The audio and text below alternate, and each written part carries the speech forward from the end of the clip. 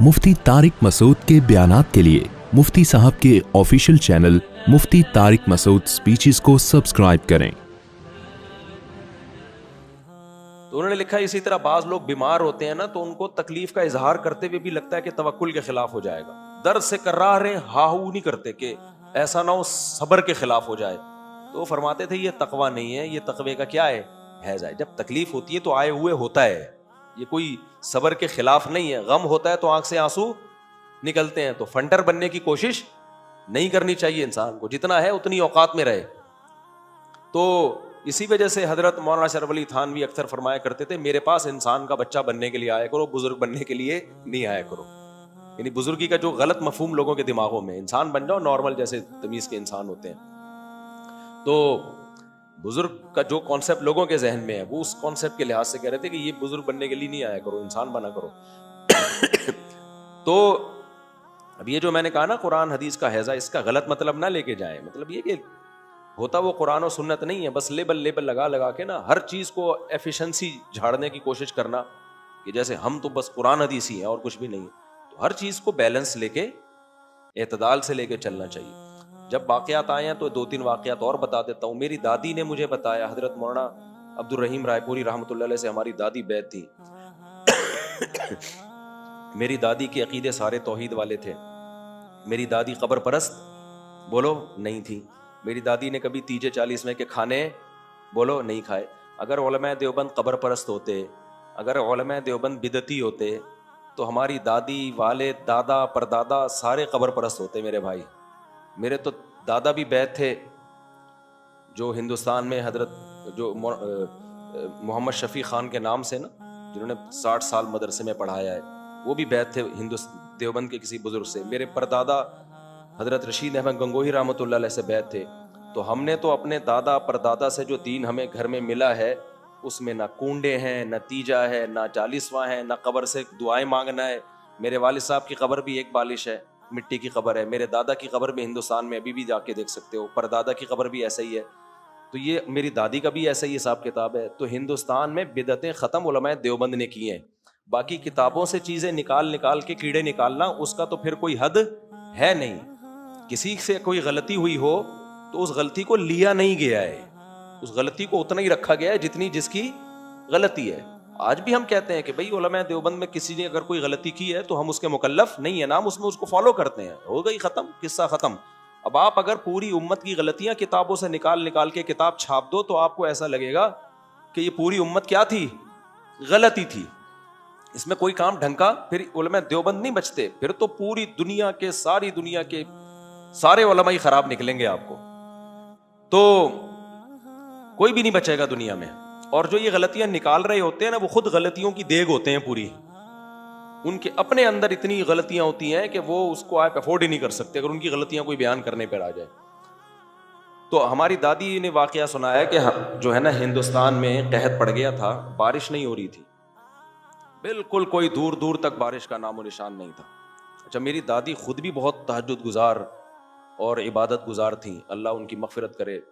शव्वाल के 6 रोज़े हो गए, रमज़ान में मुसल्ला संभाल लेती थी बस। पहले तो औरतें ऐसे ही होती थी, हर वक्त मुसल्ला और तस्बीह। और एक उनके अंदर ऐब था, ड्रामा देखती थी पड़ोसियों के जाके, वो हमें समझ में नहीं आता था। दादी का तकवा देखो, हर वक्त अल्लाह अल्लाह, और इतनी परहेजगारी और मुसल्ले पे दुआएं, और आखिर उम्र में घुटने जवाब दे गए थे, लेकिन फिर भी नमाजें पे नमाजें चलती थी उनकी। लेकिन 8 बजे ड्रामा आता था पड़ोसियों के यहाँ, वो देखने जाती थी। वो हमारी समझ में अब तक आया नहीं। और इतनी तसल्ली से ड्रामा देखती थी कि ड्रामे को हकीकी माना में इंजॉय करती थी।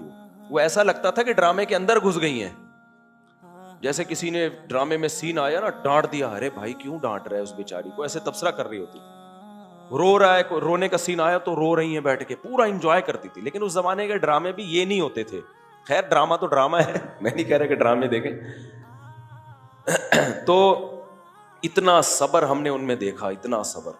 मेरी दादी बताती थी, मेरे 8 बच्चे फौत हुए हैं पैदा होने के बाद, 8 बच्चे, और 9-9 साल 10-10 साल के होके सब्र किया। फिर मेरे वालिद साहब बचे थे और मेरे ताया, 2 बेटे बचे थे। तो पहले औरतों में सब्र बहुत था। تو وہ انہوں نے واقعہ سنایا. یہ میں ان کے ثقہ ہونے کی دلیل پیش کر رہا ہوں کہ وہ جو واقعہ سنائیں گے تو مستند واقعہ ہوگا, ان کو کیا ضرورت ہے جھوٹ بولنے کی. انہوں نے کہا کہ ہم نے ایک بار نہیں, ہندوستان میں متعدد بار دیکھا ہے. ہم تو رہتے تھے مظاہر علوم میں, جہاں حضرت مولانا شیخ الحدیث مولانا زکریا رحمۃ اللہ علیہ کا مدرسہ تھا نا, مظاہر علوم, وہ بھی علماء دیوبند ہی کی شاخ تھی. انہوں نے فرمایا ہندوستان میں ایک بار نہیں بہت دفعہ ایسا ہوا ہے کہ جب قحط پڑتا تھا تو پھر یہ اکابر جو ہے نا, جو مظاہر علوم سے اور دارالعلوم دیوبند سے, یہ بزرگان دین جایا کرتے تھے میدان میں نماز پڑھنے کے لیے. تو وہ میری دادی نے ہمیں بتایا کہ ہم بھی جاتے تھے, سارے عورتیں بچے مرد سب نکلتے تھے کھلے میدان میں, اور پہلے سے ٹینٹ اور تمبو کا اور دیگوں کا انتظام ہوتا تھا, دیگوں کا, کہ جب نماز ہم پڑھیں گے تو بارش ہوگی, تو جب بارش ہوگی تو کیا کھائیں گے, یعنی اتنا یقین ہوتا تھا کہ بارش ہوگی. انہوں نے بتایا کہ ہم جاتے تھے, پھر وہ دعائیں مانگتے تھے, اتنا روتے تھے اتنا روتے تھے اتنا روتے تھے. اس کے بعد جب دعا ختم ہوتی تھی ایک دم آسمان پہ بادل آتے تھے اور دے دنادن بارش, اور پھر چاول کھا رہے ہوتے تھے بیٹھ کے نا سب لوگ خوشی میں. تو ہمارے پڑوس میں ایک ڈاکٹر صاحب رہا کرتے تھے, ابھی تو شفٹ ہو گئے لاہور میں, اللہ ان کی عمر میں برکت ہے, اگر زندہ ہیں, ڈاکٹر نہیں سوری ان کے بیٹے ڈاکٹر تھے.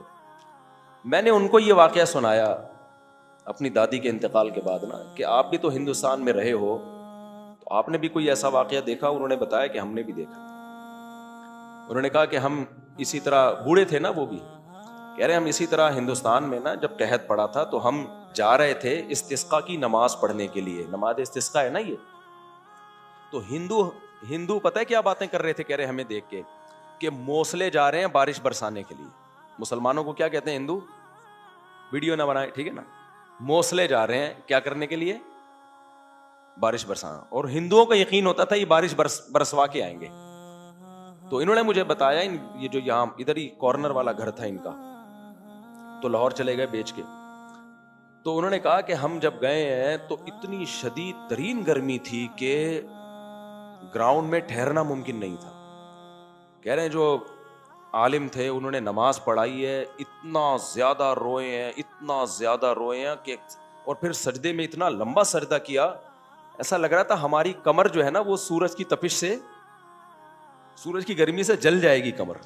یار اس کے بعد اتنا روئے اتنا گڑ گڑائے کوئی بادل کا دور دور تک نشان نہیں. تو کہتے ہیں جب بہت زیادہ گڑ گڑائے ہیں نا تو اچانک ہم نے دیکھا بادل آئے ہیں اور دے دنادن بارش. کہتے ہیں جب ہم واپس آ رہے تھے نا بارش میں نہاتے ہوئے, تو ہندو کہہ رہے تھے وہ موصلے بارش برسا کے آ گئے. ہندوؤں کو بھی یقین ہوتا تھا کہ بھائی یہ جو ہے نا بارش برسوا کے آئیں گے. تو ہندو کہہ رہے تھے, خوش ہو رہے ہوتے تھے اور ہمیں بول رہے ہوتے تھے یہ موصلے جو ہے نا بارش برسوا کے آ گئے. یہی واقعہ میں نے اپنے شیخ حضرت مفتی رشید احمد صاحب سے بھی سنا. انہوں نے بھی اپنا واقعہ سنایا دارالعلوم کرنگی کا, کہ قحط پڑا ہوا تھا کراچی میں, بہت حالات خراب, دعا مانگی ہے اور اللہ نے بارش برسائی. آج کل نہیں ہوتی استسقاء میں بارش. اس کی وجہ یہ ہے کہ نماز استسقاء میں جو سنت طریقہ ہے نا کہ آپ بالکل لٹے پٹے جاؤ اور توبہ کرو. یا قوم استغفروا ربکم انہ کان غفارا یرسل السماء علیکم مدرارا. نوح علیہ السلام نے کہا اپنی قوم سے اور جتنے بھی پیغمبروں نے کہ توبہ استغفار کرو اپنے گناہوں سے, اس کے بدلے میں اللہ آسمان سے کیا برسائے گا, بارشیں. اب توبہ استغفار نہیں ہے, نماز استسقاء تو رہ گئی ہے لیکن اس میں سے توبہ کا عنصر کیا ہو گیا, ختم. نماز پڑھنے بھی جا رہے ہوں گے نا تو ٹک ٹاک پہ لڑکیوں کو دیکھتے ہوئے جا رہے ہوں گے وہاں پہ. نماز کے بعد بھی جس سے سیٹنگ چل رہی ہے نا اس سے فون پہ رابطہ کرنے کا پروگرام ہوگا. تو جب اللہ کے سامنے جذبہ ہی ختم ہو گیا میرے بھائی, تو بس جو برس رہی ہے اسی پہ اللہ کا شکر ادا کرو. تو یہ بھی ایک قسم کی کرامت کا واقعہ ہے نا. نبی صلی اللہ علیہ وسلم کے دور میں بھی ایسا ہوا تھا. بخاری مسلم کی ہے غالباً حدیث, ایک صحابی نبی کے پاس آئے, دیہاتی صحابی. انہوں نے عرض کیا کہ یا رسول اللہ, گاؤں کے گاؤں تباہ ہو گئے ہیں, قحط پڑا ہوا ہے. آپ صلی اللہ علیہ وسلم نے ہاتھ اٹھا کے دعا مانگی. تو وہ صحابی آئے ہیں, اس کے بعد انہوں نے کہا 3 دن سے بارش تھمنے کا نام نہیں لے رہی, اتنی بارش ہو رہی ہے. تو آپ صلی اللہ علیہ وسلم نے کیا دعا مانگی؟ اللہم حوالینا لا علینا. بند ہونے کی دعا پھر بھی نہیں مانگی کہ اللہ بند کر دے، نہ. بارش اللہ کی اتنی بڑی رحمت ہے، اس کو بند کرنے کی دعا نہیں مانگنی چاہیے. اے اللہ اس کو ہمارے مدینہ کے اطراف میں لے جا، ڈائریکٹ ہمارے اوپر نہ برسا. اور ہم نے بارش کی برکتیں دیکھی ہیں. میں نے یہاں گارڈننگ کی ہوئی ہے نا، پانی بھی دیتے ہیں، کھاد بھی ڈالتے ہیں، پودے ہی نہیں صحیح طرح سے اگتے. 2 چھینٹے پانی کے برستے ہیں، ایک دم ٹھڑک خود بخود ہی. یعنی وہی پانی جو بارشی کا ہے، جو کنویں سے نکال کے ہم دے رہے ہیں یا ٹینکر سے ہم ڈال رہے ہیں، اس میں وہ برکت ہی نہیں ہے. اللہ میاں جب ڈائریکٹ چھڑکاؤ کرتا ہے تو 2 چھینٹے مارتے ہیں اور ایک بھنڈی ایک دم نکل پڑتی ہے. سلاد پتہ میں نے لگایا تھا 6 مہینے سے، جیسے ٹھگنی عورت کے بچے ہوئے نا، بڑے ہی نہیں ہو رہے تھے. تو وہ شوہر کہہ رہا ہے کہ اس کو جتنا بھی کھلائے گی یہ بڑے. وہ تپا ہوا تھا بہت زیادہ. وہ خاتون کہہ رہی تھی کھا لو جلدی جلدی بڑے ہو جاؤ گے. تو میاں غصے میں کہتا ہے یہ بڑے نہیں ہوں گے، یہ نہیں بڑے ہوں گے، ان کو جتنا کھلائے گی اور چھوٹے ہوں گے. تو ہمارا سلاد پتہ بھی بڑا ہی نہیں ہو رہا تھا. تو بھنڈی لگائی، وہ ایک جگہ تو بڑھ گئی، دوسری بڑی نہیں رہی. ادھر ابھی کراچی میں نہیں 2 دن بارش ہوئی ہے، چند دن پہلے وہ چھینٹیں آئی ہیں، ٹھڑک سب اگنا شروع ہو گیا. تو پتہ نہیں اللہ نے کیا اس میں برکت رکھی ہے. تو اس لیے نبی نے فرمایا اللہ ہمارے ارد گرد، ہمارے اوپر نہیں. It is the blessing of God but it is a source of trouble for the people of Karachi. ہم نے رٹا لگا کے یاد کیا تھا. کراچی کے پیپل کے لیے سورس آف ٹربل ہے یہ. لیکن یہ بھی ذہن میں رکھو، یہ سورس آف ٹربل تو ہے، لیکن پھر بھی اس کا ہونا نہ ہونے سے بہتر ہے. بارش ہو کے جو ٹربل پیدا ہوتی ہے نا کراچی میں، وہ بھی غلط ہے، لیکن نہ ہونے سے جو ٹربل ہوگی وہ بہت زیادہ غلط ہوگی، اس سے بیماریاں پھوٹتی ہیں. تو اس لیے گٹر کے ڈھکن وکن نہیں ہے، گٹر کا لائن پانی بہتا ہے تو اس میں اس کی وجہ سے بارش بند ہونے کی دعا نہ مانگا کرو. خیر.